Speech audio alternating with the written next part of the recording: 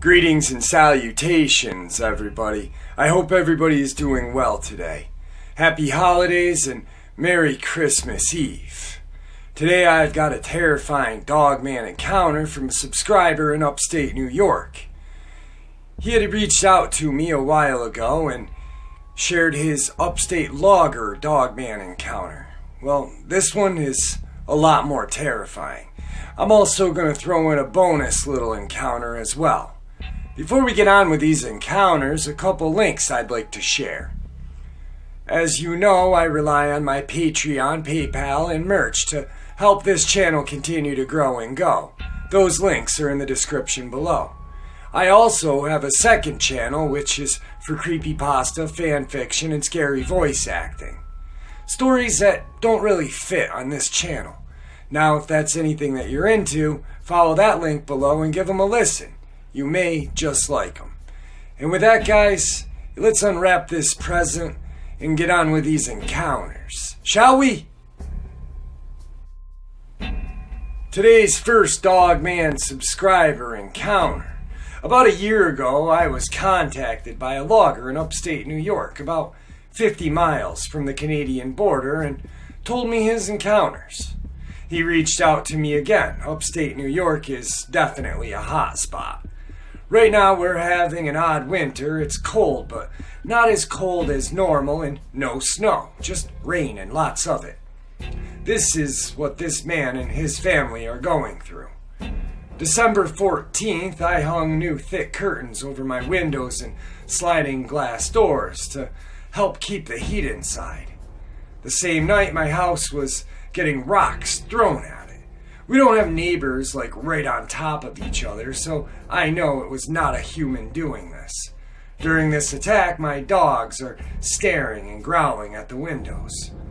A couple days later, my friend was out hunting and comes across a 6-point buck about 30 feet in a tree. That was not the only deer found like that. Also, the coyote population has dramatically decreased, and coyotes have been found tore up. I find a tree in my yard scratched up and my riding lawnmower flipped over. Anytime my wife and myself went outside, something would circle us in the woods surrounding our yard and rocks thrown at us. I saw a brownish colored Dogman, large, and stayed in the woods. There was also a light colored one, almost white, with huge paws, hands, which I believe was the one that made the scratch in the tree, judging from the size of the paws/hands. The next day, I got a message from my friend. This is what it said. "Get your gun and keep it loaded. I was driving down the road and saw a deer on the side of the road and it was dying. So I stopped to get out and walk over. The deer looked like its back was broken, so I was going to put it out of its misery. And I take out my knife. Before I could blink, something reaches out of the dark and pulls the deer into the woods. I jumped up and ran to my truck and floored it all the way home.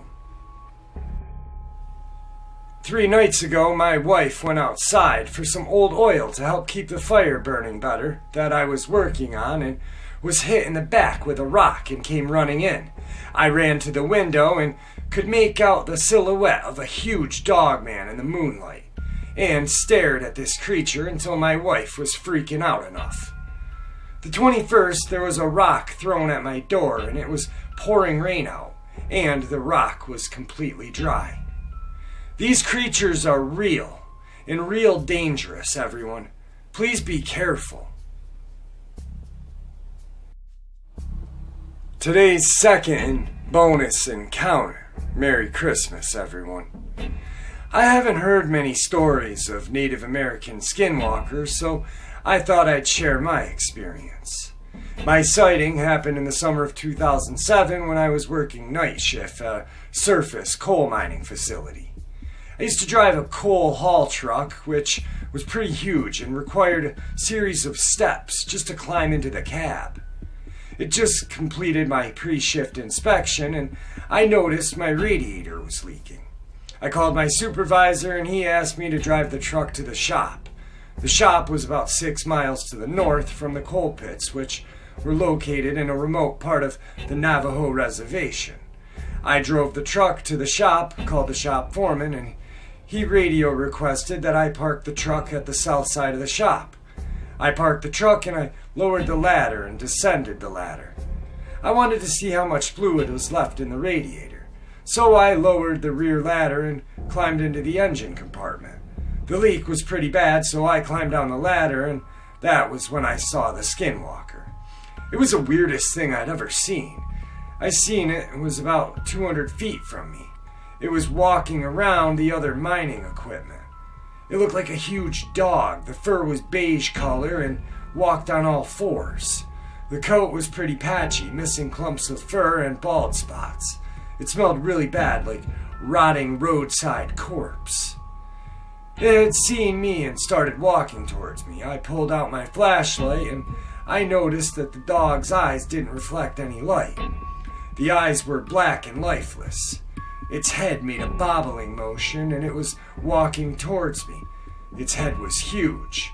It looked like a bull mastiff, which was my first impression. I initially thought this huge dog was probably sick and hungry. It got within 20 feet from me and I pulled out my pocket knife. I was ready to defend myself. It followed me parallel every step I was walking, and its walk was not natural, the fluid like a normal dog. It moved in an unnatural way. I walked about 150 yards to the shop and kept its distance. I finally get to the shop and the Skinwalker stopped in the driveway by the shop bay doors. I went inside and I told the shop foreman to come see this weird-looking dog. We both went outside to see it walk away from the shop and turn around the corner from the other building. A few seconds later, my supervisor drove around that very corner and I asked him if he saw a weird-looking dog. He said he hadn't seen it. I told him that he had to have seen it. He drove in the very direction that it just went. I described what I had seen to my supervisor, and he said it was a Skinwalker. That night my supervisor made me ride with him throughout the rest of the night shift. He opened me up to a whole new world and told me of his experiences while he worked at the mine. I haven't had any more experiences since this encounter, but I've seen mysterious lights around the mining area that didn't make any noise. Right there, guys, is what I'm talking about. Dogman, Skinwalker, two of the most terrifying cryptids, well, the most terrifying cryptids to me. I'm imagining to a lot of you as well. This Dogman encounter in upstate New York has been going on for a very long time. I don't know if you guys remember it, but when I did the very first encounter, he was talking about the release of the timber wolves up north in upstate. And now the population has declined to almost zero. The coyote population is very low and there's a lot of dead deer around. This guy is definitely living in terror every night. I get a message from him once a night almost, and he's filling me in. Now I have some pictures that I'm willing to share with you guys if you guys email me and ask to see them. I'm not going to put them on this channel just because some are graphic. The actual one with the scratches on the tree is one shared by him, but the deer in the tree I will not put on this video. Like I said, if you guys want to see it, contact me via email.